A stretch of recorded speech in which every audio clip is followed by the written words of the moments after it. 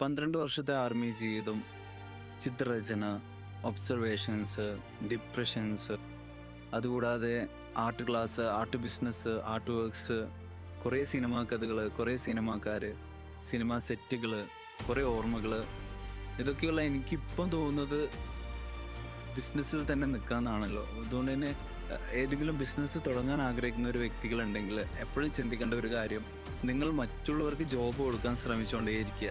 അങ്ങനെയാണെങ്കിൽ മാത്രമേ നിങ്ങൾക്ക് ബിസിനസ്സിൽ വളരാൻ പറ്റുള്ളൂ. നിങ്ങൾ നിങ്ങളുടെ നേട്ടങ്ങൾക്ക് വേണ്ടി ഒരിക്കലും ബിസിനസ് ചെയ്യരുത്. മറ്റുള്ളവരുടെ നേട്ടങ്ങൾക്ക് വേണ്ടി ബിസിനസ് ചെയ്യുക. അപ്പോൾ നിങ്ങൾക്ക് മുന്നോട്ടേക്ക് പോകാൻ പറ്റും.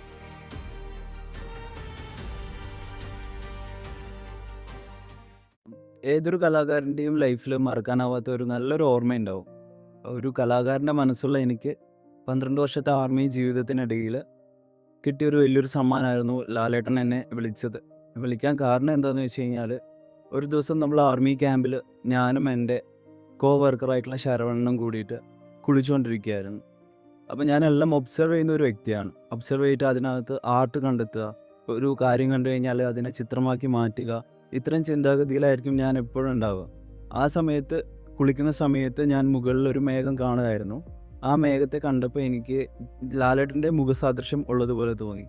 അങ്ങനെ ഞാൻ അതിന് മൂക്ക്, ചുണ്ട്, മീശ ഇതൊക്കെ വരച്ച് ചേർത്ത സമയത്ത് എൻ്റെ കൂടെ കുളിച്ചുകൊണ്ടിരുന്ന ശരവണ്ണനും പറഞ്ഞു, ലാലേട്ടനെ പോലെ ഉണ്ടെന്ന് പറഞ്ഞായിരുന്നു.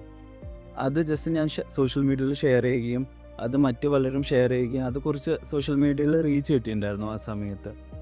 അപ്പോഴാണ് സജിമോൻ പാറയിൽ എന്ന് പറയുന്ന നമ്മുടെ കേരള ഖാദി ബോർഡിൻ്റെ ചെയർമാനും ഡയറക്ടറും ആയിട്ടുള്ള ആൾ എന്നെ കോൺടാക്റ്റ് ചെയ്യുന്നത്. കോൺടാക്റ്റ് ചെയ്ത ശേഷം എന്നോട് പറഞ്ഞു, ഷമിൽ, നിങ്ങൾ വരച്ച ചിത്രം ലാലേട്ടൻ കണ്ടിട്ടുണ്ട്, ലാലേട്ടൻ എൻ്റെ അടുത്തിരിക്കുന്നുണ്ട്, ഞാൻ ലാലേട്ടന് ഫോൺ കൊടുക്കാം, ഷമിൽ സംസാരിച്ചോളൂ എന്ന് പറഞ്ഞു. ഞാൻ ഡ്യൂട്ടി സമയത്തായിരുന്നു, ഞാൻ യൂണിഫോം ഇട്ടിട്ടായിരുന്നു ഉണ്ടായിരുന്നത്. പെട്ടെന്ന് ലാലേട്ടൻ്റെ കോള് കിട്ടിയപ്പോൾ എന്താ പറയേണ്ടതെന്ന് എനിക്ക് അറിഞ്ഞിട്ടായിരുന്നു.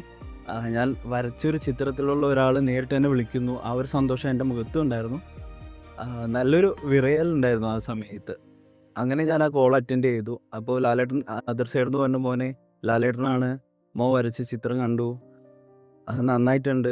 അപ്പോൾ ഞാൻ വെപ്രാളത്തിൽ ലാലേട്ടനോട് പറഞ്ഞു, ലാലേട്ടാ താങ്ക് യു സോ മച്ച്, ഞാൻ ആർമിയിലാണ്, ഞാൻ മേഘത്തിൽ കണ്ടപ്പോൾ ലാലേട്ടനെ പോലെ തോന്നി, ഒരുപാട് സന്തോഷം ലാലേട്ട വിളിച്ചത്, അതൊക്കെ പറഞ്ഞിട്ടുണ്ടായിരുന്നു. അപ്പോൾ ലാലേട്ടൻ എന്നോട് ഇങ്ങോട്ടേക്ക് പറഞ്ഞു, മോനെ മലയാള മനോരമയിൽ ഉണ്ണി എന്ന് പറയുന്ന ഒരു പത്രപ്രവർത്തകനുണ്ട്, ഞാൻ മോൻ്റെ നമ്പർ അദ്ദേഹത്തിന് കൊടുക്കാം, അദ്ദേഹം നിന്നെ കോൺടാക്റ്റ് ചെയ്യും, അതിലൂടെ നിന്നെ മറ്റുള്ളവർ അറിയട്ടെ എന്ന് പറഞ്ഞു. ലാലേട്ടൻ ആ ഒരു കാര്യം പറഞ്ഞു. ലാലേട്ടൻ ഒരു ആർമിക്കാരനായതുകൊണ്ട് ഞാൻ ജയ്ഹിന്ദൊക്കെ പറഞ്ഞിട്ടാണ് വെച്ചത്. അതിനുശേഷം മലയാള മനോരമയിൽ ഉണ്ണി സാർ എന്നെ വിളിക്കുകയും ആ ഒരു വാർത്ത മലയാള മനോരമ ഓൺലൈൻ ചാനലുകളിലേക്ക് കൊടുക്കുകയും ചെയ്തിട്ടുണ്ടായിരുന്നു.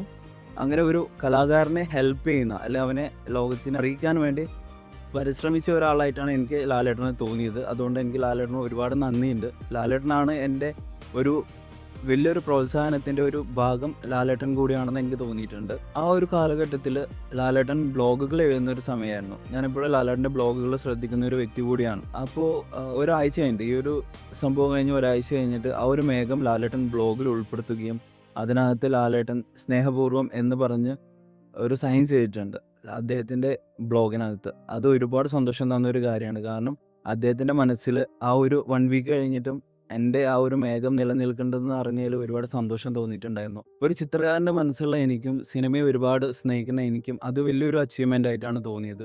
അതുകൊണ്ട് തന്നെ ഞാൻ വരയ്ക്കുന്ന ഓരോ ചിത്രങ്ങളും എനിക്ക് സിനിമകളിലേക്കുള്ള ഒരു പടിവാതിലായിട്ടാണ് ഞാൻ കണ്ടത്. അതിനിടയിലായിരുന്നു ലാലേട്ടൻ്റെ കോളും. അങ്ങനെ എനിക്ക് ഒത്തിരി ഓൺലൈൻ മീഡിയ ചാനൽസ് നിന്ന് കോളുകൾ വരാൻ തുടങ്ങി.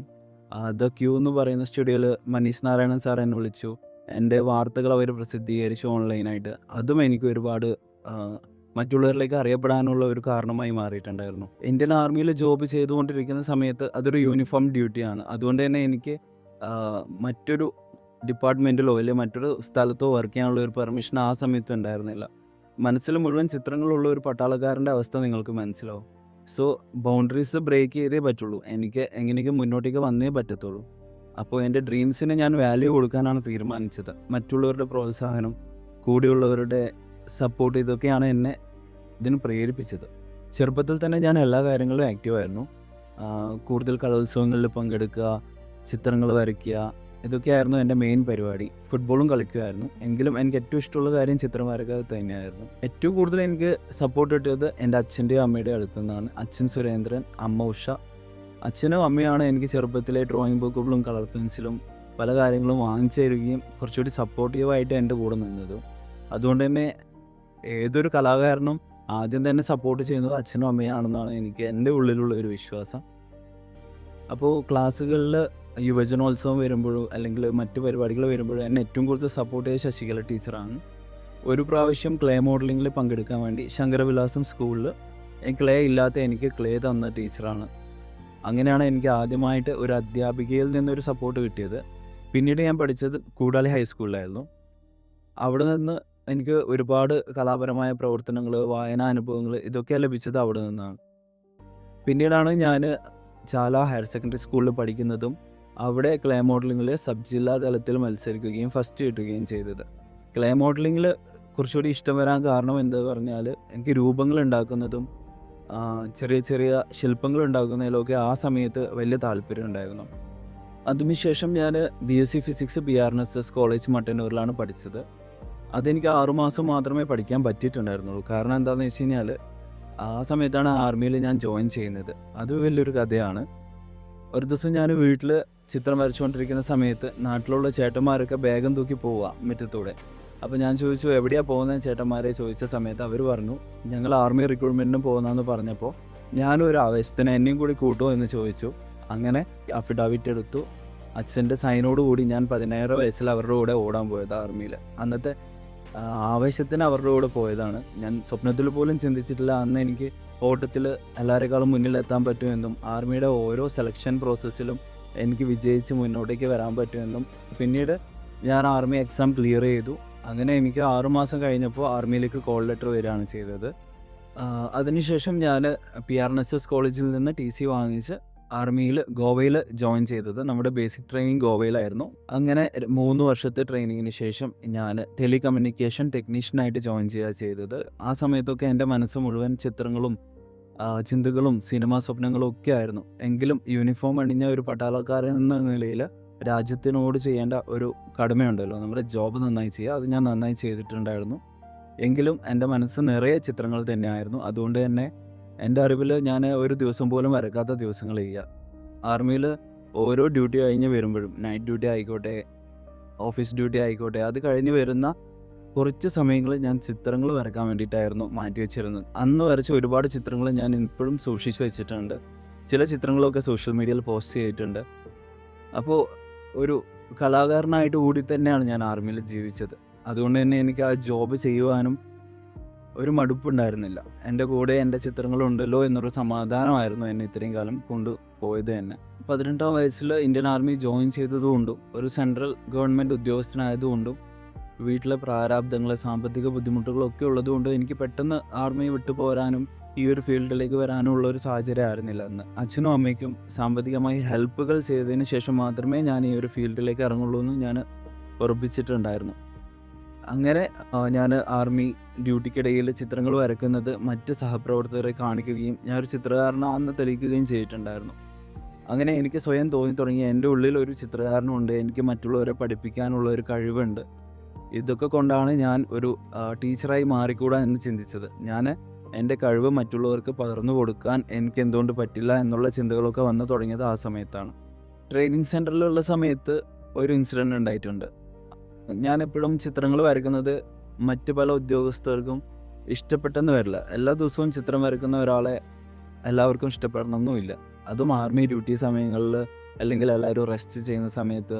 അതുകൊണ്ട് തന്നെ എനിക്ക് പലപ്പോഴും ടോയ്ലറ്റിനകത്ത് പോയിട്ട് വരയ്ക്കേണ്ടി വന്നിട്ടുണ്ട്. ഞാൻ യൂറോപ്യൻ ക്ലോസറ്റിൻ്റെ മുകളിലിരിക്കും, എൻ്റെ മടിയിൽ വെച്ചിട്ട് ചിത്രം വരച്ചത് ഒരുപാട് ചിത്രങ്ങൾ ഞാൻ അങ്ങനെ വരച്ചിട്ടുണ്ട്. ജോബിനെ എഫക്റ്റ് ചെയ്യുന്ന രീതിയിൽ എൻ്റെ കലാപരമായ പ്രവർത്തനങ്ങൾ ഇതുവരെ കൊണ്ടുപോയിട്ടില്ല. എപ്പോഴും ഒരു ഇന്ത്യൻ ആർമിക്കാരനായിട്ട് തന്നെയാണ് ഞാൻ ജീവിച്ചത്. എങ്കിലും മനസ്സിൽ ഒരുപാട് കലാപരമായിട്ടുള്ള സ്വപ്നങ്ങളുള്ള ഒരു പട്ടാൾക്കാരൻ തന്നെയായിരുന്നു ഞാൻ. ഗോവ, ഉത്തർപ്രദേശ്, ജമ്മു കാശ്മീർ, ആസാം, ഹൈദരാബാദ് എന്നീ പല സ്ഥലങ്ങളിലും ജോബ് ചെയ്തിട്ടുണ്ട്. അതിനിടയിലായിരുന്നു വനിതാ മാഗസീനിൽ ടോവിനോയുടെ പ്രണയകഥ പ്രസിദ്ധീകരിച്ചു വരുന്നത്. അദ്ദേഹത്തിൻ്റെ ഭാര്യയുടെയും ഫോട്ടോ വെച്ചിട്ട് അദ്ദേഹത്തിൻ്റെ പ്രണയകഥ എങ്ങനെയായിരുന്നു എന്നുള്ളൊരു ആർട്ടിക്കിളായിരുന്നു അത്.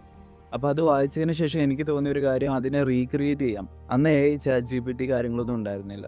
അതുകൊണ്ട് തന്നെ എനിക്ക് ആ ഒരു മൊമെൻ്റ്, അവരുടെ പ്രണയ നിമിഷം റീക്രിയേറ്റ് ചെയ്യാമെന്ന് തോന്നി. അങ്ങനെ പിക്സൽ ആർട്ട് എന്ന് പറയുന്ന ഒരു ആപ്പിനകത്ത് ഞാൻ എൻ്റെ ഫിംഗർ വെച്ചിട്ടാണ് ആ ഒരു ചിത്രം വരച്ചത്. അത് ടോവിനോന് അയച്ചു കൊടുക്കുകയും ഞാനത് ഇൻസ്റ്റഗ്രാമിൽ ഷെയർ ചെയ്യുകയും ചെയ്തിട്ടുണ്ടായിരുന്നു. അദ്ദേഹം അത് കൊളാബ് ചെയ്യുകയും അത് നന്നായിട്ടുണ്ടെന്നുള്ള ഒരു വോയിസ് മെസ്സേജ് അയക്കുകയും ചെയ്തിട്ടുണ്ടായിരുന്നു. അതൊക്കെ എനിക്ക് പ്രോത്സാഹനത്തിൻ്റെ ഒരു ഭാഗമായിരുന്നു. അന്ന് മുതലാണ് ഞാൻ ടോവിനോട് എൻ്റെ ഇഷ്ടപ്പെട്ട ഒരു നടനായിട്ട് എൻ്റെ മനസ്സിൽ വന്നത്. ഞാൻ ഇപ്പോഴും ടോവിനോട് ഏറ്റവും വലിയൊരു ആരാധകനാണ്. എൻ്റെ ഇൻസ്റ്റഗ്രാമിൽ നോക്കിക്കഴിഞ്ഞാൽ നിങ്ങൾക്ക് മനസ്സിലാവും, ഞാൻ ഒത്തിരി ടോവിനോടെ ചിത്രങ്ങൾ വരച്ച് കൂട്ടിയിട്ടുണ്ട്. ആർമിയിലുള്ള സമയത്ത് എനിക്ക് ഏറ്റവും കൂടുതൽ അറിയുന്ന കാര്യങ്ങൾ സിനിമകളെക്കുറിച്ചായിരിക്കും, സിനിമകളിലെ പശ്ചാത്തലങ്ങളെക്കുറിച്ചായിരിക്കും, ഓരോ സിനിമകൾ എടുത്തിരിക്കുന്ന രീതികൾ, അതിൻ്റെ പശ്ചാത്തലം ഒരുക്കിയിരിക്കുന്ന ആൾക്കാരുടെ മനോഭാവങ്ങൾ, ഏറ്റവും കൂടുതൽ ആർട്ട് ഡയറക്ഷൻ, പ്രൊഡക്ഷൻ ഡിസൈൻ, ഇതൊക്കെയായിരുന്നു ഞാൻ സിനിമകൾ കാണുമ്പോൾ ഏറ്റവും കൂടുതൽ നോക്കിയിട്ടുണ്ടായിരുന്നത്. കൂടാതെ എൻ്റെ അനിയൻ അശ്വന്ത് എന്നാണ് അവൻ്റെ പേര്, അവൻ ഷോർട്ട് ഫിലിമൊക്കെ എടുത്തിട്ടുണ്ട്. അങ്ങനെ നമ്മൾ കഥകൾ ചർച്ച ചെയ്യും, തിരക്കഥകളെക്കുറിച്ച് സംസാരിക്കും. അവൻ്റെ ഭാര്യയുടെ പേര് ശ്രേയ എന്നാണ്, ഡോക്ടറാണ്, ആയുർവേദിക് ഡോക്ടറാണ്. മകൻ ഇമൈസാൻ. അങ്ങനെ ഒരുപാട് സപ്പോർട്ട് എൻ്റെ ബ്രദർ എനിക്ക് തന്നിട്ടുണ്ട്. ആ സമയത്താണ് എനിക്ക് ആർട്ട് ഡയറക്ഷനോട് താല്പര്യം തോന്നുന്നതും. ഞാൻ നാട്ടിൽ വരുന്ന സമയത്ത് ഏതൊരു സിനിമയുടെ പോസ്റ്റർ കണ്ടു കഴിഞ്ഞാൽ ഞാൻ ആദ്യം നോക്കുന്നത് ആർട്ട് ഡയറക്ടറുടെ പേരെന്താണെന്നാണ്. അങ്ങനെ പല ആർട്ട് ഡയറക്ടേഴ്സിൻ്റെയും അടുത്ത് ഞാൻ ആർമിയിലുള്ള സമയത്ത് ലീവിന് വരുമ്പോൾ ചാൻസ് ചോദിച്ച് പോയിട്ടുണ്ട്. അങ്ങനെ പലവരോടും ചാൻസ് ചോദിക്കുമ്പോൾ, നീ ആർമിയിലല്ലേ, നമ്മുടെ കൂടെ എങ്ങനെ നിന്നെ കൂട്ടാൻ പറ്റും, പിന്നീട് വരും, ആർമിയൊക്കെ കഴിഞ്ഞ് പെൻഷനായിട്ട് വാ, അപ്പോൾ നമുക്ക് നോക്കാമെന്ന് പറഞ്ഞ് എന്നെ തിരിച്ചു വിട്ടിട്ടുണ്ട്. അങ്ങനെ സങ്കടത്തിലിരിക്കുമ്പോഴാണ് ഒരു ദിവസം കണ്ണൂർ വെച്ച് ഒരു ചായക്കടയിൽ വിനേഷ് ബംഗ്ല എന്ന് പറയുന്ന ഒരു ആർട്ട് ഡയറക്ടറെ ഞാൻ കണ്ടത്. അദ്ദേഹം കമ്മാര സംഭവമൊക്കെ ചെയ്ത് നിൽക്കുന്ന സമയമായിരുന്നു. വെറുതെ ജസ്റ്റ് ഒരു ട്രൈക്ക് വേണ്ടി ഞാൻ ജസ്റ്റ് അദ്ദേഹത്തിൻ്റെ അടുത്ത് പോയിട്ട് പറഞ്ഞു, ഇങ്ങനെ വിനീഷ് ചേട്ടാ, എൻ്റെ പേര് ഷമിൽ, എനിക്കിങ്ങനെ സിനിമകളിൽ വർക്ക് ചെയ്യാൻ ആഗ്രഹമുണ്ട്, നിങ്ങൾ കമ്മാര സംഭവം ചെയ്തതല്ലേ, നിങ്ങൾക്ക് ഏതെങ്കിലും ഒരു സിനിമയിൽ എന്നെ ഒന്ന് അസിസ്റ്റൻ്റ് ആക്കാൻ പറ്റുമോ എന്ന് ഞാൻ ചോദിച്ചു. അപ്പോൾ തന്നെ പുള്ളി എൻ്റെ പുറത്തിട്ടിട്ട് പറഞ്ഞു, ഒരു കുഴപ്പമില്ലടാ, കട്ടപ്പനയിലേക്ക് വരാൻ പറ്റുമോ, നമ്മുടെ പുതിയൊരു സിനിമയുടെ ഷൂട്ട് നടക്കുന്നുണ്ട്, കട്ടപ്പനയിൽ വന്നിട്ട് രാജേഷ് ചേട്ടനെ വിളിച്ചാൽ മതി എന്ന് പറഞ്ഞിട്ട് രാജേഷ് ചേട്ടൻ്റെ നമ്പർ തന്നു. അദ്ദേഹത്തിൻ്റെ അസോസിയേറ്റ് ആയിരുന്നു അദ്ദേഹം. അങ്ങനെയാണ് എനിക്ക് അമ്പിളിയിൽ ചാൻസ് കിട്ടിയത്. അതായത് ഒരു ചായക്കടയിൽ നിന്ന് ബംഗ്ലാൻ ചേട്ടനോട് ചോദിക്കുകയും അപ്പം തന്നെ എനിക്ക് ചാൻസ് തരിക ചെയ്തത്. ആ ഒരു മൊമെൻ്റ് എനിക്ക് മറക്കാനാവാത്തതാണ്. അങ്ങനെ ഞാൻ ആർമിയിൽ നിന്ന് ലീവ് എടുത്ത് 30 ദിവസത്തോളം ഞാൻ കട്ടപ്പനയിൽ ഇടുക്കി വരെ പോയി. അവിടുന്ന് അമ്പിളിയിൽ സെറ്റിൽ വർക്ക് ചെയ്തിട്ടുണ്ടായിരുന്നു. അങ്ങനെ ആർട്ട് അസിസ്റ്റൻ്റായിട്ട് വർക്ക് ചെയ്യാൻ പറ്റിയിട്ടുണ്ടായി. അന്നത്തെ ഒരു കാലത്ത് എല്ലാവരുടെയും ആഗ്രഹമായിരിക്കും തിയേറ്ററിൽ നിങ്ങളുടെ സ്വന്തം പേര് കാണിക്കുക എന്നുള്ളത്. അന്ന് ആദ്യമായിട്ട് അമ്പിളി റിലീസായ ദിവസം എൻ്റെ പേര് തിയേറ്ററിൽ കാണിച്ചു എന്ന് ഞാൻ അറിയുന്നത് എൻ്റെ അനിയൻ വിളിച്ചു പറഞ്ഞപ്പോഴാണ്. ആദ്യത്തെ സിനിമ ആയതുകൊണ്ടും എൻ്റെ ഒരുപാട് നാളത്തെ ആഗ്രഹങ്ങൾ എനിക്ക് തിയേറ്ററിൽ ഇതുവരെയായിട്ട് കാണാൻ പറ്റിയിട്ടുണ്ടായിരുന്നില്ല. പിന്നെ ഞാൻ കൂടെ വർക്ക് ചെയ്തത് അനീസ് നാടോടി എന്ന് പറയുന്ന പ്രൊഡക്ഷൻ ഡിസൈനറുടെ കൂടെയാണ്. അദ്ദേഹത്തിൻ്റെ കൂടെ ഒരുപാട് സിനിമകളിൽ സെറ്റ് വർക്കുകളൊക്കെ കാണാൻ പറ്റി, സിനിമകളെക്കുറിച്ച് ഒരുപാട് അറിയാൻ പറ്റി, യാത്രകൾ ചെയ്യാൻ പറ്റി. ആ സമയത്താണ് ഞാനും അക്ഷയും പ്രണയത്തിലാവുന്നത്. അവൾ എൻ്റെ ലൈഫിൽ വന്നത് ഞാൻ ആർമി ജോയിൻ ചെയ്ത് ഒരു 5 വർഷം കഴിഞ്ഞപ്പോഴായിരുന്നു. പിന്നീട് അവളുടെയും എൻ്റെയും പ്രണയ നിമിഷങ്ങൾ ഞാനൊരു കോമിക് രൂപത്തിൽ ചിത്രങ്ങളായി വരയ്ക്കാൻ തുടങ്ങി. അതിനന്ന് നമ്മൾ പേരിട്ടിരുന്നത് ട്യൂസ്ഡേ ഡയറീസ് എന്നായിരുന്നു. പിന്നീട് അതൊരു സീരീസ് ആയിട്ട് ചെയ്ത് തുടങ്ങി, മറ്റുള്ളവർക്ക് ഇഷ്ടപ്പെട്ടു തുടങ്ങി. നമ്മുടെ ലൈഫിലെ ചെറിയ ചെറിയ കോമിക്സ്, അതിലെ അനുഭവങ്ങൾ മറ്റുള്ളവർക്ക് റിലേറ്റ് ചെയ്യാൻ തുടങ്ങി. അങ്ങനെ നമ്മളതിനെ അൺടോൾഡ് സ്റ്റോറീസ് എന്നുള്ള പേരിട്ടുണ്ടായിരുന്നു. അൺടോൾഡ് സ്റ്റോറീസ് പറയാത്ത കഥകളായിരുന്നു, നമ്മുടെ പ്രണയത്തിലുള്ള ആരും അറിയാത്ത കഥകൾ കോമിക്സായിട്ട് അവതരിപ്പിക്കുകയായിരുന്നു ഞാനന്ന് ചെയ്തിരുന്നത്. അങ്ങനെ 4 വർഷത്തെ പ്രണയത്തിന് ശേഷം നമ്മൾ കല്യാണം കഴിക്കാൻ തീരുമാനിച്ചു. 2 വീട്ടുകാരുടെ സമ്മതത്തോടെ കല്യാണം കഴിഞ്ഞു. അങ്ങനെ നമ്മൾ അൺടോൾഡ് സ്റ്റോറീസ് എന്നുള്ള പേരിൽ തന്നെ നമ്മൾ കോമിക്സ് കഥാപാത്രങ്ങളായി മറ്റുള്ളവരുടെ മനസ്സിലൊക്കെ ഉണ്ടായിരുന്നു. ആ സമയത്താണ് നമുക്കൊരു കുട്ടി ജനിക്കുന്നത്. പെൺകുട്ടിയായിരുന്നു. ഞാൻ ഏറ്റവും കൂടുതൽ ആഗ്രഹിച്ചതും ആദ്യം എനിക്ക് പെൺകുട്ടി വേണമെന്നുണ്ടായിരുന്നു. അങ്ങനെ ഹെവൻ എന്നുള്ള പേര് ഞാൻ അവൾക്ക് ഇട്ടത്. അവൾ നല്ല രീതിയിൽ ചിത്രം വരച്ച് തുടങ്ങിയിട്ടുണ്ട് ഇപ്പോൾ എന്നെ പോലെ തന്നെ. ഞാൻ ഒരുപാട് ആഗ്രഹിക്കുന്നുണ്ട് അവൾ നന്നായി വരച്ച് കാണാൻ. അതുകൂടാതെ അവൾക്കൊരു അനിയനുണ്ട്, എവ്രിൻ എന്നാണ് പേര്. ഞാൻ ഹെവൻ എവ്രിൻ എന്ന് പേരിടാൻ കാരണം ഹെവൻ സ്വർഗം, അവൾ തന്നെയാണ് അവളുടെ സ്വർഗം എന്നും, എവ്രിൻ യൂണിവേഴ്സ് എന്നാണ് അതിൻ്റെ മീനിങ്. അവനാണ് അവൻ്റെ യൂണിവേഴ്സ്. പിന്നീട് നാട്ടിൽ നിന്ന് ലീവിന് വന്ന് തിരിച്ചു പോകുമ്പോൾ ആർമിയിൽ എനിക്ക് എപ്പോഴും ഉള്ള ചിന്ത, ഇവരെ മിസ് ചെയ്യുന്നു, എൻ്റെ സിനിമാ സ്വപ്നങ്ങൾ എനിക്ക് പെട്ടെന്ന് കംപ്ലീറ്റ് ചെയ്യാൻ പറ്റുന്നില്ല, ആർമിയിലുള്ള ഡിസിപ്ലിൻഡ് ആയിട്ടുള്ള ഒരു ജോബ് ചെയ്യേണ്ടി വരുന്നു, എവിടെയും എനിക്ക് ഡൗൺ ആവാൻ പറ്റുന്നില്ല. എല്ലാവരോടും ഒരു ഉത്തരവാദിത്വ ബോധം എനിക്കുണ്ടായിരുന്നു. എൻ്റെ സ്വപ്നങ്ങളോടും ഭാര്യയോടും ചെയ്യുന്ന ജോബിനോടും. അതുകൊണ്ട് ഏതെങ്കിലും ഒന്ന് ബ്രേക്ക് ചെയ്യാതെ എനിക്ക് എവിടെ എത്താൻ പറ്റില്ല എന്നുള്ളൊരു തോന്നൽ വന്നു തുടങ്ങി. അങ്ങനെയാണ് ഞാൻ ആർമി റിസൈൻ ചെയ്യാൻ വേണ്ടിയിട്ടുള്ള തീരുമാനം എടുത്തു തുടങ്ങിയത്. അങ്ങനെയാണ് ഞാൻ നാട്ടിലേക്ക് തിരിച്ചു വരുന്നത്. പിന്നീട് എനിക്ക് കിട്ടിയ ഒരു അവസരമായിരുന്നു RDX. അത് ജോസഫ് നെല്ലിക്കൽ സാറിലൂടെയാണ് കിട്ടിയത്. അങ്ങനെ RDXലായിട്ട് എനിക്ക് വർക്ക് ചെയ്യാൻ പറ്റി. ആർമി റിസൈൻ ചെയ്യാൻ തീരുമാനിച്ച സമയത്താണ് എൻ്റെ മനസ്സിൽ പല ചിന്തകൾ വന്നു തുടങ്ങിയത്. ഞാനിത് റിസൈൻ ചെയ്ത് പോയി കഴിഞ്ഞിട്ട് എന്ത് ചെയ്യും, നാട്ടിൽ പോയാൽ എന്ത് ചെയ്യാൻ പറ്റും, പിന്നീട് എനിക്ക് സാമ്പത്തിക ശേഷി എന്തായിരിക്കും, ഈ സാലറി നിന്ന് കഴിഞ്ഞാൽ ഞാൻ എന്ത് ചെയ്യും. ബട്ട് എനിക്ക് എന്തായാലും ചെയ്തേ പറ്റുള്ളൂ. എനിക്ക് ആർട്ടിനോട് അത്രയും താല്പര്യമാണ്, ഇഷ്ടമാണ്. സിനിമകളിൽ വർക്ക് ചെയ്യണമെന്ന് അത്രയും ആഗ്രഹത്തോടെയാണ് ഞാൻ ആ 12 വർഷം അവിടെ വർക്ക് ചെയ്തത്. അത് റിസൈൻ ചെയ്യുന്ന സമയത്ത് എനിക്ക് ഏറ്റവും കൂടുതൽ സപ്പോർട്ട് തന്നത് എൻ്റെ ഭാര്യ. നീ വന്നോളൂ, നമുക്ക് വന്നതിന് ശേഷം എന്തെങ്കിലും നോക്കാം എന്നൊക്കെ പറഞ്ഞ് സപ്പോർട്ട് തന്നത് എൻ്റെ ഭാര്യയാണ്. ആർമി റിസൈൻ ചെയ്ത് വന്നതിന് ശേഷം 2 മാസം ഞാൻ വെറുതെ ഇരിക്കുകയായിരുന്നു വീട്ടിൽ, എന്ത് ചെയ്യണമെന്ന് അറിയാതെ. അങ്ങനെയാണ് ഭാര്യ എന്നോട് പറയുന്നത്, നമുക്കൊരു ബിസിനസ് സ്റ്റാർട്ട് ചെയ്യാം. എനിക്ക് എന്തായാലും ചിത്രം വരയ്ക്കാൻ അറിയാമല്ലോ, എങ്കിൽ നിങ്ങൾക്ക് മറ്റു കുട്ടികളെ ചിത്രരചന പഠിപ്പിച്ചാൽ എന്താ. ആ ഒരു തോട്ടിലാണ് ഞാൻ untold stories art class start ചെയ്യുന്നത്. ആദ്യമൊക്കെ നമുക്കൊരു ഗ്രൂപ്പായിരുന്നു, അത് വാട്സപ്പ് ഗ്രൂപ്പിൽ 1-2 പേര് മാത്രമേ ഉണ്ടായിരുന്നുള്ളൂ. അവർക്ക് ഞാൻ ഫ്രീ ആയിട്ടാണ് ചിത്രരചന പഠിപ്പിച്ചു കൊടുത്തത്. അപ്പോൾ എനിക്ക് തോന്നിയത്, നമ്മൾ ഒരാൾക്ക് വെറുതെ ഒരു ഫ്രീ ആയിട്ടുള്ള സേവനം കൊടുക്കുന്നതിനേക്കാളും നല്ലത് ഒരു തുക നിശ്ചയിച്ചിട്ട് അതൊരു വരുമാന മാർഗ്ഗം ആക്കുമ്പോൾ രണ്ടുപേരും ഹാപ്പിയാണ്. അങ്ങനെയാണ് ഞാൻ മാസത്തിൽ 100 രൂപ വെച്ചിട്ട് ഏതൊരു ചിത്രകലയും പഠിക്കാൻ പറ്റുന്ന രീതിയിൽ അൺടോൾഡ് സ്റ്റോറീസിനെ എടുത്തു തുടങ്ങിയത്. അങ്ങനെ നമ്മുടെ അൺടോൾഡ് സ്റ്റോറീസിലേക്ക് ഒരുപാട് ടീച്ചേഴ്സ് വരികയും ഒരുപാട് സബ്ജക്റ്റ് വരികയും നമ്മൾ 100 രൂപ പെർ മന്തിൽ ഈ ലോകത്തിലുള്ള ഏതൊരു മലയാളികൾക്കും അപ്രോച്ച് ചെയ്യാൻ പറ്റുന്ന, അല്ലെങ്കിൽ സാമ്പത്തിക ശേഷി ഇല്ലാത്തവർക്ക് പോലും പഠിക്കാൻ പറ്റുന്ന രീതിയിലേക്ക് അൺടോൾഡ് സ്റ്റോറീസിൽ ആർട്ട് ക്ലാസ് പ്രൊവൈഡ് ചെയ്യാൻ തുടങ്ങിയത്. ഓൺലൈൻ ആർട്ട് ക്ലാസ് സ്റ്റാർട്ട് ചെയ്തപ്പോഴാണ് നമുക്ക് 2 പേർക്കും മനസ്സിലായത്, പ്രോഫിറ്റ് ഇല്ലാതെ ഇത് മുന്നോട്ട് കൊണ്ടുപോകാൻ പറ്റില്ല. ഏതൊരു ബിസിനസ്സിനും പ്രോഫിറ്റ് അത്യാവശ്യമാണ്. അങ്ങനെയാണ് നമ്മൾ ഫീസുകൾ തീരുമാനിക്കുന്നത്. ഏറ്റവും കൂടുതൽ അൺടോൾഡ് സ്റ്റോറീസ് ആർട്ട് ക്ലാസ്സിൽ ഫിനാൻഷ്യൽ ആയാലും മാർക്കറ്റിംഗ് ആയാലും എന്നെ സപ്പോർട്ട് ചെയ്തത് അക്ഷയ തന്നെയാണ്. ആ സമയത്ത് എനിക്ക് അൺടോൾഡ് സ്റ്റോറീസ് ആർട്ട് ക്ലാസ്സിനെ സോഷ്യൽ മീഡിയയിൽ നല്ല രീതിയിൽ മാർക്കറ്റ് ചെയ്യണമെന്നുണ്ടായിരുന്നു. അപ്പോൾ എനിക്ക് ഹെൽപ്പിന് വേണ്ടിയിട്ട് ഞാൻ ഇതുവരെ വർക്ക് ചെയ്ത സിനിമാ സെറ്റുകളുടെ ബന്ധങ്ങളൊക്കെ വെച്ചിട്ട് പല സെലിബ്രിറ്റീസിനെയും ഞാൻ കോൺടാക്ട് ചെയ്ത് നോക്കി. പക്ഷേ 100 രൂപയുടെ ആർട്ട് ക്ലാസ്സിന് വേണ്ടി ആരും എന്നെ ഹെൽപ്പ് ചെയ്യാൻ ഉണ്ടായിരുന്നില്ല, അവർക്ക് സമയം ഉണ്ടായിരുന്നില്ല. ആ സമയത്താണ് മാല പാർവതി ചേച്ചീനെ എനിക്ക് മൊബൈൽ നമ്പർ കിട്ടുകയും ഞാൻ അവരെ വിളിച്ച് ചോദിക്കുകയും ചെയ്തു, ചേച്ചി, എൻ്റെ പേര് ഷമിൽ, ഞാനൊരു അൺടോൾഡ് സ്റ്റോറീസ് ചെറിയൊരു ആർട്ട് ക്ലാസ് സ്ഥാപനം നടത്തുന്നുണ്ട്.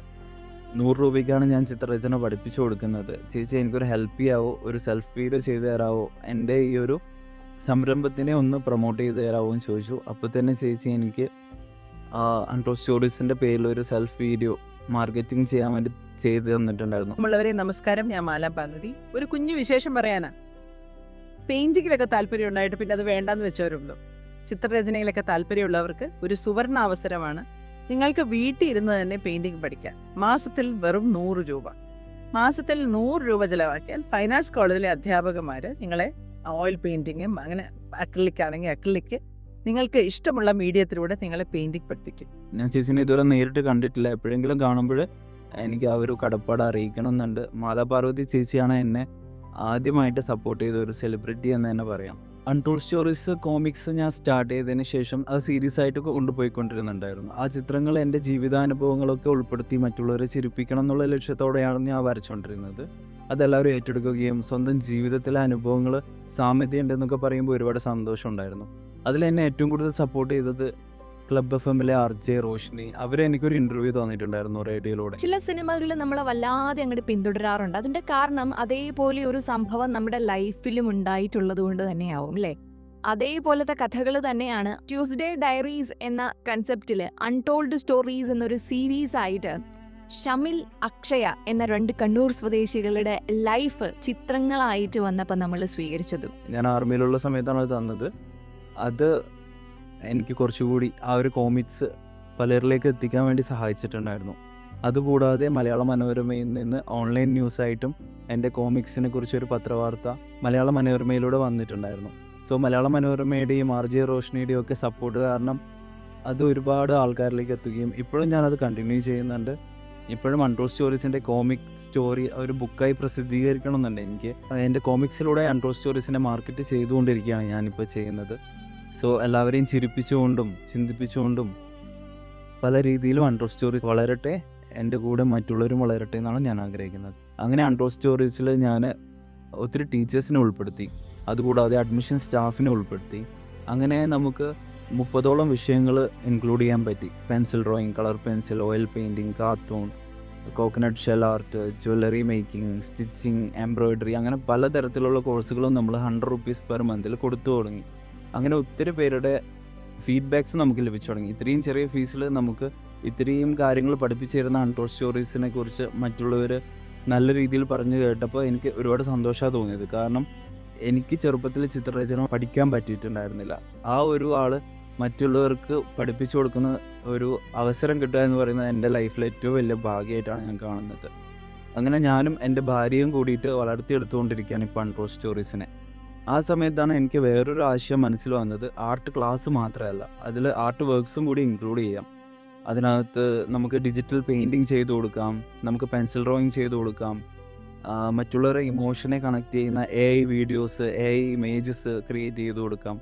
അങ്ങനെ എന്തൊക്കെ സേവനങ്ങൾ നമുക്ക് അൺടോൾഡ് സ്റ്റോറീസിലൂടെ മറ്റുള്ളവർക്ക് കൊടുക്കാം എന്നുള്ള ചിന്തയിലൂടെ ഞാൻ എൻ്റെ കൂടെ ഒരു 30ഓളം ആർട്ടിസ്റ്റിനെ ഇൻക്ലൂഡ് ചെയ്തു, സെയിൽസ് സ്റ്റാഫിനെ ഇൻക്ലൂഡ് ചെയ്തു. അതുകൂടാതെ തന്നെ നമുക്ക് ഈ ഒരു മാർക്കറ്റിംഗ് സൈഡിൽ ആൾക്കാരെ വെച്ചു, ഡിസൈനേഴ്സിനെ വെച്ചു, എഡിറ്റേഴ്സിനെ വെച്ചു. അങ്ങനെ ഇപ്പോൾ ഒരു 100ഓളം ആൾക്കാർ എൻ്റെ കൂടെ ഇപ്പോൾ വർക്ക് ചെയ്യുന്നുണ്ട്. അതുപോലെ തന്നെ എൻ്റെ അച്ഛനാണ് എന്നെ കൂടുതൽ ഇപ്പം അൺടോൾഡ് സ്റ്റോറീസിൽ ഫ്രെയിം ചെയ്യാൻ ഹെൽപ്പ് ചെയ്യുന്നത്. അൺടോൾഡ് സ്റ്റോറീസിൽ നമ്മൾ ചെയ്യുന്ന എല്ലാ വർക്കുകളും ഫ്രെയിമിൻ്റെ രൂപത്തിൽ നമ്മൾ കൊറിയറായിട്ട് അയച്ചു കൊടുക്കുന്നുണ്ട്. പല സൈസിലുള്ള ഫ്രെയിംസ് ഉൾപ്പെടുത്താൻ തുടങ്ങി. A1, A2, A3, A4, അങ്ങനെ അൺടോൾഡ് സ്റ്റോറീസിന് എന്തൊക്കെ ആർട്ട് പരമായിട്ടുള്ള സർവീസുകൾ ചെയ്തു കൊടുക്കാൻ പറ്റുമോ അത്തരത്തിലായിരുന്നു എൻ്റെ ചിന്തകൾ പോയിക്കൊണ്ടിരുന്നത്. അൺടോൾഡ് സ്റ്റോറീസ് ആർട്ട് ക്ലാസ് ഇപ്പം നല്ല രീതിയിൽ കൊണ്ടുപോകാൻ കാരണം തന്നെ എൻ്റെ ഭാര്യ അക്ഷയാണ്. അവളാണ് ഇതിനെ മെയിനായിട്ട് നോക്കി നടത്തുന്നത്. സോ അവളാണ് ടീച്ചേഴ്സിനെയും അഡ്മിഷൻ സ്റ്റാഫിനെയൊക്കെ ഹാൻഡിൽ ചെയ്യുന്നത്. അതുപോലെ തന്നെ അവളെ ഹെൽപ്പ് ചെയ്യാൻ വേണ്ടിയിട്ട് റുക്സാന, ബിജിത, ദൃശ്യ, കാവ്യ, അനന്യ, ഇങ്ങനെ ഒരുപാട് പേര് നമ്മുടെ കൂടെ അഡ്മിഷൻ സെൻറ്ററിൽ വർക്ക് ചെയ്യുന്നുണ്ട്. അവരുടെയൊക്കെ ഓരോരുത്തരുടെയും കഷ്ടപ്പാടിൻ്റെ ഫലമാണ് ഇപ്പോൾ ആർട്ട് ക്ലാസ്സിൽ നമ്മൾ ഇത്രയും ഉയരങ്ങളിലെത്താൻ കാരണം. അതുപോലെ തന്നെ നമ്മുടെ ആർട്ട് വർക്ക്സിലേക്ക് വരുമ്പം അത് ഹാൻഡിൽ ചെയ്യുന്നതല്ല, അതിൻ്റെ ടീം ഹെഡായിട്ട് വർക്ക് ചെയ്യുന്നത് ഫൗസിയ, ഗ്രീഷ്മ, ഷിബിഷ എന്നിവരൊക്കെയാണ്. ഈ ഒരു സംരംഭത്തിൻ്റെ യാത്രയിൽ എന്നെ സപ്പോർട്ട് ചെയ്തിരിക്കുന്ന 2 പേര് വേറെയുണ്ട്. എൻ്റെ വൈഫിൻ്റെ അച്ഛനായ രമേശൻ DK, ലീന കെയും. ഈ 2 പേരും എനിക്ക് സംരംഭത്തിൽ ഒരുപാട് സപ്പോർട്ട് ചെയ്ത ആൾക്കാരാണ്. എൻ്റെ ഷോപ്പിൻ്റെ ലൈസൻസ് എടുക്കാനായാലും ചില സ്റ്റാഫുകളെ കൊണ്ടുവരാനായാലും ഒക്കെ വൈഫിൻ്റെ അച്ഛൻ എന്നെ ഹെൽപ്പ് ചെയ്തിട്ടുണ്ട്. അതുപോലെ തന്നെ വൈഫിൻ്റെ ഫാമിലിയുടെയും നല്ലൊരു സപ്പോർട്ട് ഉള്ളത് കൊണ്ടാണ് ഞാൻ ഇങ്ങനെ മുന്നോട്ടേക്ക് പോയിക്കൊണ്ടിരിക്കുന്നത്. ലേറ്റസ്റ്റ് ആയിട്ട് ഞാൻ ചെയ്ത വർക്കുകളിൽ എനിക്ക് ഏറ്റവും കൂടുതൽ ഇഷ്ടപ്പെട്ട വർക്കുകൾ ഞാൻ ഒബ്സർവ് ചെയ്ത് വരയ്ക്കുന്ന കുറച്ച് കാര്യങ്ങളുണ്ട്. അതായത് നമ്മുടെ സെലിബ്രിറ്റീസ് ആയിട്ടുള്ള അർജുൻ അശോകൻ, ടോവിനോ തോമസ്, സൗബിൻ ഷാഹിർ, ഇത്തരത്തിൽ എനിക്കിഷ്ടപ്പെട്ട കുറച്ച് വ്യക്തികളുണ്ട്. അവരൊക്കെ സ്റ്റോറി സ്റ്റാറ്റസ് കാര്യങ്ങളൊക്കെ ഇടുമ്പോൾ അതിനകത്ത് അവരുടെ മുഖം കണ്ടെത്തുക, അതിനെ ഒബ്സർവ് ചെയ്ത് റീക്രിയേറ്റ് ചെയ്ത് വരയ്ക്കുക. കാണുന്ന മരങ്ങളിലും കാണുന്ന മേഘങ്ങളിലും എനിക്കിഷ്ടപ്പെട്ടവരുടെ രൂപം റീക്രിയേറ്റ് ചെയ്ത് വരച്ചു കൊടുക്കുക. അങ്ങനെ അവരുടെ സന്തോഷം എന്നിലേക്ക് എത്തിക്കുക. എൻ്റെ മകളെ സ്കൂളിൽ കൊണ്ടുവിടാൻ പോകുന്ന ഒരു സമയത്തായിരുന്നു ഞാനൊരു മരം കണ്ടത്. ആ മരത്തിലായിരുന്നു ഞാൻ അർജുൻ അശോകൻ്റെ തലവര എന്ന് പറയുന്ന മൂവിയിലെ ഒരു ചിത്രം വരച്ചത്. അത് അർജുൻ അശോകൻ കാണുകയും കൊളാബ് ചെയ്യുകയും കമൻറ്റ് ചെയ്യുകയൊക്കെ ചെയ്തിട്ടുണ്ടായിരുന്നു. അതിനാണ് എനിക്ക് ഏറ്റവും കൂടുതൽ റീച്ച് കിട്ടിയത് സോഷ്യൽ മീഡിയയിൽ. അതുകൂടാതെ എന്നെ ശബരി വെളുപ്പിൽ എന്ന് പറയുന്ന ഒരു ഫോട്ടോഗ്രാഫർ, നിമ്യ മനോജ് എന്ന് പറയുന്ന ഒരു സ്ത്രീയുടെ ഒരു വീഡിയോ ഇൻസ്റ്റഗ്രാമിൽ പോസ്റ്റ് ചെയ്യുകയുണ്ടായി. അവരുടെ മുഖത്തൊരു മറുകുണ്ടായിരുന്നു. ആ മറുക് അവരുടെ ഭംഗിയാണെന്നാണ് എല്ലാവരും പറയുന്നത്. അതും എനിക്ക് അതുപോലെ തന്നെയാണ് തോന്നിയത്. പക്ഷേ ആ മറുകിൽ ഭംഗിക്ക് പുറമെ ഒരു എന്തോ ഒന്ന് ഒളിഞ്ഞിരിക്കുന്ന പോലെ എനിക്ക് തോന്നിയിട്ടുണ്ടായിരുന്നു. അങ്ങനെയാണ് ഞാൻ ആ മറുകിനകത്ത് ഒരു ശിവൻ്റെ ചിത്രം വരയ്ക്കുന്നത്. ആ ശിവൻ്റെ ചിത്രം വരച്ച് നിമ്യ എന്ന് പറയുന്ന ആൾക്ക് അയച്ചു കൊടുത്തപ്പോൾ അവർക്ക് ഒരുപാട് സന്തോഷമായി. അവരുടെ മറുകിനകത്ത് ഒരു ദൈവികതയുണ്ടെന്ന് എനിക്ക് കാണിച്ചു കൊടുക്കാൻ പറ്റി. അത് ഒരുപാട് പേര് ഏറ്റെടുത്തൊരു വർക്കായിരുന്നു. അത് എൻ്റെ ലൈഫിലെ ഒരു സ്റ്റാർട്ടിങ് പോയിന്റ് എന്ന് തന്നെ പറയാം. ആ ഒരു ഒബ്സർവേഷൻ വെച്ചിട്ടുള്ള ഒരു ആർട്ട് വെച്ച് സ്റ്റാർട്ടിങ് പോയിന്റ് നിമ്യ മനോജിലൂടെ ആയിരുന്നു. നിമ്യ മനോജിന് എൻ്റെ ഒരുപാട് നന്ദി രേഖപ്പെടുത്തുന്നു. അതിനുശേഷം ഞാൻ ചെയ്ത വർക്കുകളാണ് അർജുന അശോകനായാലും ടോവിനോ തോമസ്, ചന്ദ്രനിലുള്ള ടോവിനോ തോമസിൻ്റെ ഫോട്ടോ, പിന്നെ വേടൻ്റെ മേഘത്തിൽ വേടനെ ഞാൻ വരച്ചത്. അതുകൂടാതെ ഒരു ദിവസം ഞാൻ സെക്യൂർ മാളിൽ പോയ സമയത്ത് അവിടെ ഹനാൻ ഷാ ഒരു ഉദ്ഘാടനത്തിന് വന്നിട്ടുണ്ടായിരുന്നു. ആ സമയത്ത് ഞാൻ ഹനാൻ ഷാൻ്റെ ഒരു ഒപ്പിന് വേണ്ടിയിട്ട്, അല്ലെങ്കിൽ ഹനാൻ ഷായുടെ കൂടെ ഒരു സെൽഫി എടുക്കാൻ വേണ്ടിയിട്ട് ഒരു ചിത്രം വരച്ച് ഹനാൻ ഷാക്ക് കൊടുക്കുകയും അദ്ദേഹം അത് സ്നേഹപൂർവ്വം സ്വീകരിക്കുകയും എൻ്റെ കൂടെ സെൽഫി എടുക്കാൻ സമ്മതിക്കുകയൊക്കെ ചെയ്തിട്ടുണ്ടായിരുന്നു. അപ്പോൾ ഹനാൻ ഷായും എൻ്റെ ഒരു പ്രോത്സാഹനമായിട്ട് മാറിയിട്ടുണ്ട്. അങ്ങനെ ചുറ്റുമുള്ള സമൂഹത്തിലുള്ള പലരും, ചെറിയവരായിക്കോട്ടെ വലിയവരായിക്കോട്ടെ, പലരും എന്നെ സപ്പോർട്ട് ചെയ്തിട്ടുണ്ട്. അൺട്രൂ സ്റ്റോറീസിൻ്റെ ഈ ഓരോ വിജയത്തിൻ്റെ വഴികളിലും ഞാൻ എല്ലാവരും ഓർമ്മിക്കുന്നുണ്ട്. ഇനിയും എനിക്ക് ഒരുപാട് യാത്രകൾ ചെയ്യാനുണ്ട്.